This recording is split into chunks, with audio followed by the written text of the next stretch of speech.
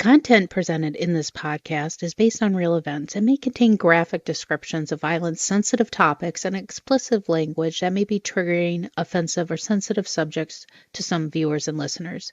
Discretion is advised. The purpose of this podcast is to explore and discuss true crime cases for entertainment and educational purposes only. This podcast does not intend to glorify or sensationalize crime, but rather aims to analyze and understand the complexities of human behavior in the criminal justice system. We encourage listeners to approach this content with empathy, critical thinking, respect for the victims and their families. Trust. It's the foundation of every relationship, whether it's with a spouse, a friend, or even a public figure. But what happens when that trust is shattered in the most shocking way possible? Tonight, we dive into some stories of deception of these wayward women, so outrageous, they sound like something right out of a Hollywood thriller. First, we have a reality TV star caught in a real-life nightmare, a murder-for-hire plot allegedly orchestrated by the person he once vowed to spend forever with. And then these women who spun elaborate webs of lies, faking cancer for sympathy, attention, and cold hard cash. What drives someone to manipulate, betray, and in some cases even try and kill? Buckle up, because this episode of Mysteries, Mayhem, and Merlot is all about lies, greed, and the devastating cost of deception. Now it's time to start the show. Let's hit it.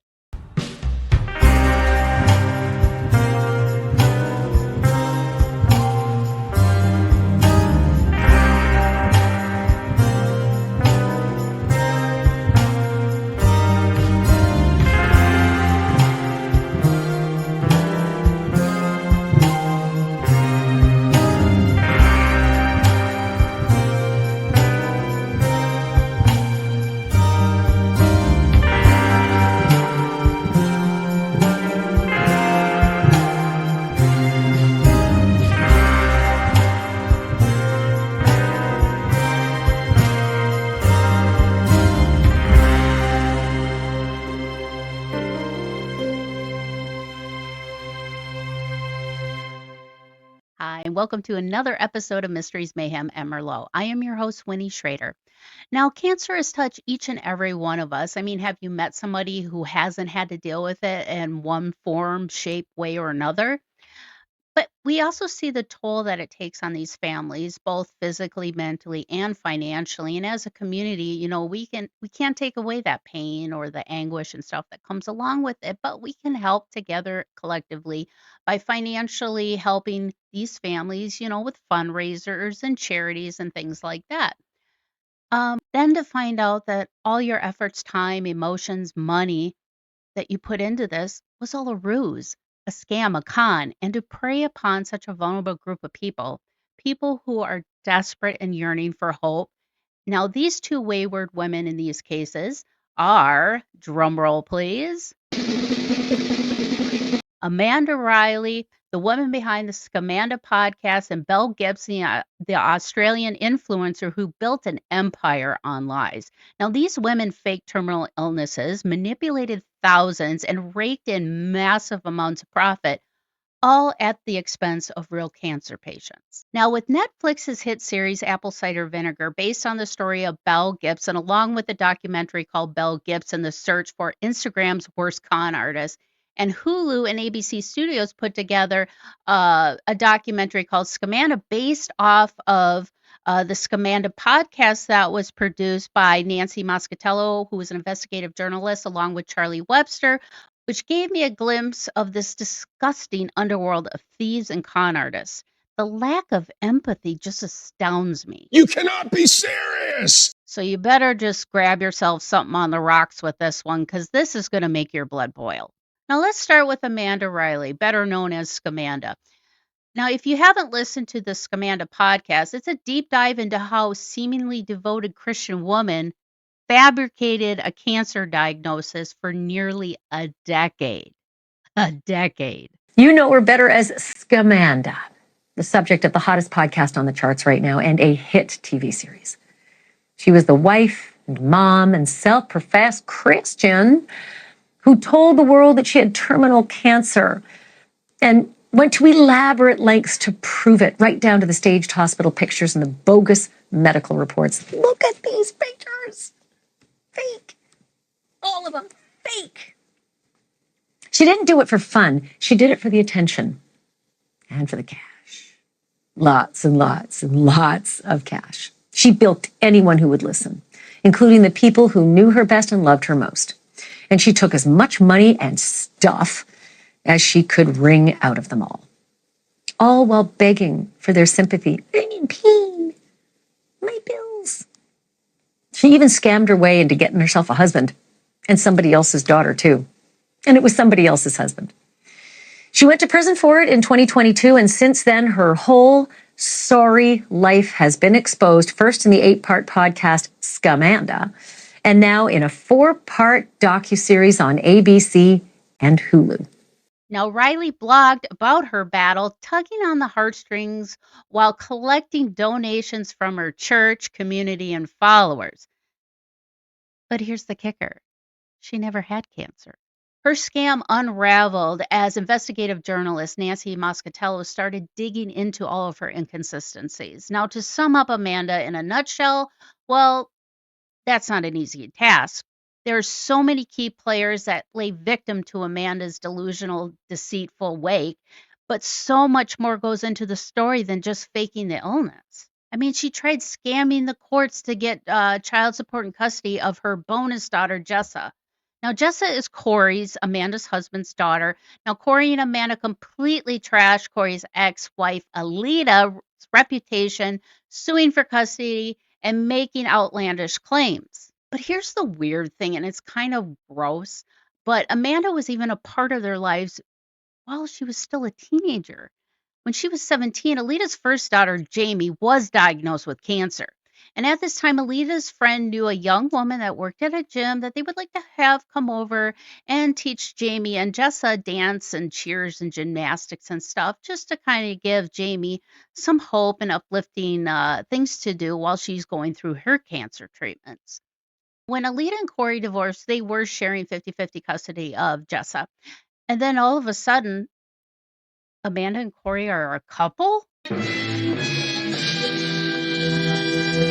So you can only imagine how that played out. Then all of a sudden, Amanda gets cancer. So let the con begin. Her community, especially for her church community, really stepped up for the Riley family, asking for thousands of dollars for her treatments, clinical trials, expenses, blogging about her story, gaining followers and supporters. The lengths she would go to keep this charade going, post images of her in the hospital, during treatments, etc.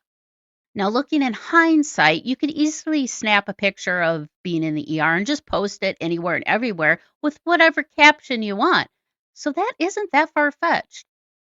Now, the one enigma is Corey, whose involvement in this scheme is still in question.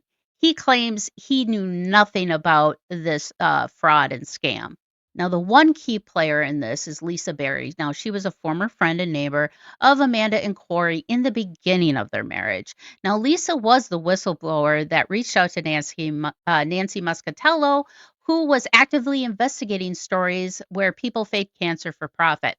Now, as Corey and Amanda started reaching out for help, the Berrys helped out financially. They did what they could. Then what cast doubt on her diagnosis was at a pool party one day. Amanda showed up and joined in the pool fun. Then Lisa noticed a small round Band-Aid behind Amanda's ear. And when she asked about it, Amanda said that she was just at the hospital and she had fluid drained off her brain. That would take a little bit more of a hospital stay and clearly not just a Band-Aid to cover it up, than immediately get in a pool. But with Lisa reaching out to Nancy, finally started the ball rolling that eventually Amanda pled guilty and was convicted of fraud and sentenced to 5 years in prison. But the real damage here, the trust shattered by those who truly cared for Amanda and the real cancer patients whose struggles were overshadowed by her lies. Now we're going to go head down under to Australia to check out what Belle Gibson was up to. Now, Belle Gibson was the Australian wellness warrior who built an entire brand around curing her terminal brain cancer through diet and holistic healing. Now, her app, The Whole Pantry, was promoted by Apple, and it even had a book deal.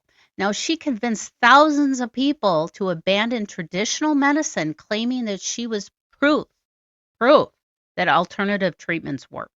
And of course, this one too never had cancer. Now, when confronted by journalists about her medical history, she crumbled. The Australian government fined her over 400,000 AUD or whatever their currency is over there, but for misleading consumers. But the worst part was many of her followers were real cancer patients, and they believed in her so deeply that they refused medical treatment, and some of them actually passed away and died. Those actions were not just about money, they had real life consequences. Now, who is Belle Gibson? Now, she's an Australian social media influencer and self-proclaimed wellness advocate. Now, she gained fame through her app, which was a featured app on the new Apple Watch at the time and was like preloaded when they launched the Apple Watch. And she got a book deal with Penguin Books for The Whole Pantry, her cookbook, which promoted holistic lifestyle and claimed to help people heal naturally from their illnesses. Now, her cancer fraud that she claimed had terminal brain cancer and had survived 4 years using natural remedies, including diet and alternative therapies. Now, before her book deal in the app, she built this massive following with people looking up to her for hope and guidance. And then when she later expanded with the app and book deal, it had her influence reach globally and not just in Australia. She initially claimed that she had been diagnosed with terminal brain cancer by a doctor in 2009 and had given only 4 months to live. However, she later changed her story multiple times, claiming at different points that her cancer had spread to her blood, spleen, liver, and uterus. Now, when journalists and investigators began scrutinizing her claims, she failed to provide medical records or the name of any legitimate doctor who had diagnosed or treated her for cancer. Now, in 2015, she admitted in an interview with the Australian Women's Weekly that she never had cancer at all. So knowing all this, it does appear that her entire story was fabricated, likely for financial gain and a social media influence. Now, here's the one that really, really gets under my skin and makes me want to just, she had claimed many of portions and earnings from app sales and book sales that she would donate those to various charities and specifically families who couldn't afford life-saving operations for their children with cancer that had to get tumors removed and things like that. Belle would tell them, I will pay for the surgery and have an agreement or some type of, I don't even know if it was formal or what, but she would tell these families, yeah, go ahead, get the surgery done. I will pay for it. And there were families that had to cancel these surgeries when everything fell apart, knowing that there was actually no money to be had for these surgeries. Through the investigations, found that little to no money was ever donated as promised. Now, Gibson eventually admitted in an interview in the Australian Women's Weekly that she never had cancer. Then Belle interviewed with Tara Brown for 60 Minutes Australia, where Tara stood firm and flat out asked Belle if she ever had cancer. Now, you can tell that Belle was sweating it and trying to think up lies just right on the spot. That may not be the case. Belle, it's all here. It is It is all here. You know, you go on Instagram in 2013. I have been healing a severe and malignant brain cancer for the past few years with natural medicine, Gerson therapy and foods. It's working for me. It is. And if Except you didn't have brain cancer. No, I didn't. Kudos to Tara Brown, man. Tip of the cap for your journalistic ninja skills, because that was epic to watch. Now, in 2017, her legal consequences she was facing, Australia fined her 410,000 AUD by the Federal Court of Australia for misleading consumers. Now, the court ruled that she had engaged in deceptive conduct by promoting false health claims. To this day, she has reportedly failed to pay the fine. Now, this case highlighted the dangers of misinformation in the wellness industry. It has raised concerns about the unregulated nature of health influencers and the harm caused to people who may have followed her advice instead of seeking medical treatment. Now, companies like Apple and Penguin Books completely cut ties with her after the scandal broke, and I don't blame them. And do you think Belle reflected on her wrongdoings and changed her ways? Nope. Another con is just waiting around the corner for her. Now that she is I guess she's an Ethiopian and is fundraising, I'll just play the video. My advice is in line with our hero Joa. Let's look to the jasa, just like the Gada system teaches us, like our forefathers have taught us, like our leaders are telling us now. Conduct yourself with some safu. Hold yourself. Don't make it worse for our people at this time. Defend yourselves and defend your honor, defend your identity. Sleep with one eye open. Okay. So why do people like Amanda Riley and Belle Gibson fake cancer or any illness? Is it just about the money, or is there a deeper issue going on? Now, psychologists suggest that these cases often stem from a condition called Munchausen syndrome, where individuals fake or exaggerate illness for attention and sympathy. Now, most heard of Munchausen by proxy, which is basically the same thing, except you use a child or someone else in place of yourself to gain that attention from others, like faking or causing medical harm to a child to gain that attention that you're seeking. But in these cases, the added element of financial gain just makes it even more insidious. It's a betrayal of human compassion, and most of us see a sick person and want to help. Scammers like Amanda and Belle exploit that instinct, turning kindness into currency. Now, the damage left behind by these women are irreversible. Real cancer patients lost credibility, donors became more skeptical, and people who truly need help were overshadowed by fraudsters. For example, some of the donations that were given to Belle to cover some of these expenses, they were asking for their money back. And they think that all the people that were involved with her were scamming people as well. So it's just not a good place to be in. And I feel so bad that it is such a vulnerable group of people. You guys are, I trust me, my mom died of lymphoma. Dave's mom died of lung cancer. And to know that people are exploiting that to gain money is just disgusting to me. So how can we prevent falling for these scams? Here are a few red flags to look out for. Vague or ever-changing diagnosis. Scammers often provide just enough medical jargon to sound convincing but lack specifics. Refusal to provide medical documentation. While privacy is valid, outright denial to show any proof is kind of sketchy. A sudden shift in treatment methods. When someone claims to be healed by an unconventional means, be very wary. An unverified fundraising. Always donate through legitimate organizations, not just personal accounts. The cases of Amanda Riley and Belle Gibson aren't just shocking, they're maddening. They exploited human empathy, took money that could have gone to real patients, and damaged the public trust. While they both face legal consequences, their scars have left behind won't heal so easily. We do have to take a quick break, but please check out Mysteries, Mayhem, and Merlot.net. You can check out, I'm kind of revamping a couple things on there, especially with my True Crime Collective, where all the authors' books that I've interviewed on my show are easily accessible, along with the link and a link to watch the interview if you want to catch up. But I also have my merch store, so please stop in, take a look. And if you guys have any idea or stuff, shoot them my way. Just email me at mysteriesmayhemandmerlot@gmail.com. Are you feeling lost, stressed, wondering if Mercury is ruining your life again, or the universe is just ghosting you? Well, you're not alone. At Love and Lotus Tarot, I keep it real.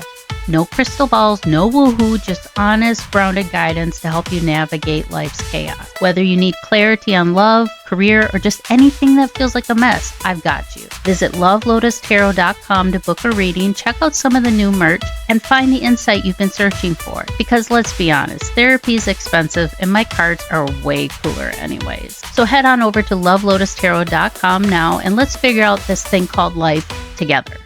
And we're back from the break. Now, this wayward woman hits a little too close to home with us being in the paranormal community. Now, Aaron Goodwin from Ghost Adventures recently found out that his wife, Victoria Goodwin, Since the story broke, Erin just filed for divorce. She was seeking someone to hire to murder Erin. Now, the details are still coming in as we speak, and the investigation is underway to build a criminal case against Victoria. The plot was intercepted by prison guards where they confiscated a burner phone in Grant Amato's cell in Florida and saw that the text messages back and forth between Amato and Victoria. Now, she and the inmate, Grant Amato, are alleged to have put aside $11,000 to pay someone to kill Erin, who we later learned found out about the shocking news on the set of Ghost Adventures while cameras were rolling. Now, here's a little backstory on Grant Amato. He worked as a nurse at the Advent Health Orlando, but was suspended in June of 2018 for alleged misconduct. Now, he developed this infatuation with this Bulgarian cam girl named Sylvia Vencifalova, or I probably botched that, but anyway, she was known as Sylvie. We'll just stick with that. And he had spent over $200,000 of his family's money on her webcam sessions. The family had sent him to rehab for his internet and pornography addiction, costing them an additional $15,000. Now, upon returning home, he was prohibited from contacting Sylvie, but continued in secret, leading to the increase of family tensions. Dude, you're a grown-ass man. Act like it. On January 24th, 2019, he fatally shot his mother, Margaret, father, Chad, and brother, Cody, at their Florida home. Now, he attempted to stage the scene as a murder-suicide committed by his brother, but he was captured on January 26, 2019, after a 24-hour manhunt. Now, his trial began July 15th of 2019 and was found guilty of all 3 counts of first-degree murder, sentenced to life in prison without the possibility of parole. Now, he was the subject of the docuseries Control-Alt-Desire, which premiered on Paramount Plus back in April of last year. Now, he was also featured in an episode of Killer Cases titled Murder on the Sex Cam Model, Season 2, Episode 2, and that aired on February 25th, 2022. Now, going full circle back to today, with Amato in the picture, Amato was implicated in the murder for hire plot with Victoria Goodwin, wife of Ghost Adventures, Erin Goodwin. Now, the two allegedly conspired to hire a hitman for that $11,000 they had saved away to kill Erin, communicating while Amato was incarcerated. Now, Victoria Goodwin was arrested on those charges of solicitation and conspiracy to commit murder. I mean, seriously. She even sent this Amato guy his filming schedule and locations. So it was supposed to happen and go down like at some location that they were filming for the new season of Ghost Adventures coming up. I can't imagine what Erin is going through right now. But just to know that, the Paranormal 60 and Mysteries Mayhem Merlot and our Darklings, we give you nothing but love, Erin, and support. And like I said, I'm at loss for words with this one. This she is something else, but I will definitely keep you guys up to date on any information that comes away with this case, because I'm sure there's more, more stuff is going to be coming out as they go through the investigation. I mean, to just think about this phrase makes my stomach turn. Faking cancer for profit. It's a cruel con, a lie wrapped in desperation or greed. And it does have real-world impactful consequences that ripple far beyond the scam artists themselves. I mean, look at Belle Gibson. I mean, she built an entire empire on a lie, claiming she could cure cancer through diet and lifestyle. She sold her cookbook, which her cookbook alone, it just could have been a healthy cookbook. She didn't have to fabricate a whole story around this cookbook. It would have stood on its own. And then they developed the app. That would have stood on its own. But she stood in the public eye, a beacon of false hope to those who actually were fighting for their lives, and to not have genuine remorse for what she did. Well, there's a special place in hell for people like that. Even the case of Amanda Riley, the so-called warrior who spent 7-8 years weaving an intricate web of lies, claiming she was undergoing grueling cancer treatments while pocketing donations from kind-hearted people who just wanted to help. Meanwhile, real cancer patients, men, women, and children, were struggling to afford legitimate treatments, fighting for their lives while fraudsters cashed in on their suffering. Now, these aren't just elaborate lies, these are betrayals. They siphon funds away from those who desperately need them. They create a sense of cynicism and doubt in a world where trust is already fragile. Imagine being a cancer patient watching someone like Mel Gibson rake in the cash and sympathy while you can't afford your next round of chemotherapy. Imagine being the loved one of someone lost to cancer and seeing their suffering trivialized by a scam. The impact is deep, it's personal, and it's frickin' sickening. But then on the other side of the coin, you have another whole kind of deception. The kind that twists love into something unrecognizable and something deadly. I mean, we all know Aaron Goodwin from Ghost Adventures, but some people don't really know his wife, Victoria, who tried to have him killed. That's right. This wasn't just an ugly divorce or a bitter breakup. I mean, she legitimately tried hiring someone to take her husband out. Even though it's still kind of murky waters, what is very clear, it's a horrifying truth knowing that sometimes the person sleeping next to you is capable of plotting your demise. Now, these kind of betrayals, whether it's faking cancer for profit or orchestrating murder, cut to the very core of what makes us human: trust. When that trust is shattered, it leaves behind devastation that can't be measured in dollars or headlines. It destroys lives. It breeds paranoia. It makes us question everything and everyone. So what do? How do we protect ourselves? We just got to stay informed. We got to call fraud out when we see it and support real victims, not con artists looking for a payday. We remind ourselves that darkness exists, but so does light. And that's where you guys come in. But you got to be vigilant and you got to do your due diligence and research these organizations that you want to donate money to.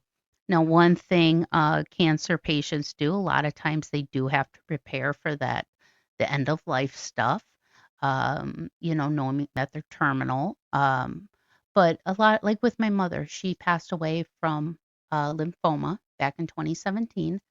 And she told us if anything happened to her, instead of flowers and things like that, she wanted funds to be donated to the Lymphoma and Leukemia Society. So when she passed, and I, told everybody that she passed, I go, in lieu of flowers, please make donations to the Lymphoma and Leukemia Society. And I raised about $600. So I know it's not much, but it's something. But it was a legitimate organization. So always make sure you cross-reference. Now, if you do have somebody in your circle, you may not know them too much, but they may be a friend of a friend. And if there is some type of private group to raise funds for a family with cancer or something like that, just do a little bit of extra legwork and reach out to people that may know them more personally and see if, is this a trustworthy thing that I can donate to? It's okay to ask, and it's sad that we have to ask because of assholes like these people. But, it's sad that we have to, but you got to do your due diligence and do the research so you don't get scammed. So with that being said, what are some of your thoughts on these cases? Have you ever been encountered by a medical scam or been involved or found out or like someone that had a murder for hire plot? Let me know. Reach out to me. Hit my link tree. You can hit me up there. You can find me on all my social medias along with my other websites, my Love and Lotus Tarot, along with my WS Media. But yeah, go and check it out. And please, guys, comment and share and give me your thoughts on this, because I have a feeling these cases, they're still going to kind of keep going through this year. So we'll probably be talking about these a lot. But I hope you enjoyed the show this evening, and I hope to see you guys all next week. Thank you for joining me for another episode of Mysteries, Mayhem, and Merlot. And until our next case, my armchair detectives, stay safe, stay vigilant, and stay aware. I'll see you right here next week on Mysteries, Mayhem, and Merlot.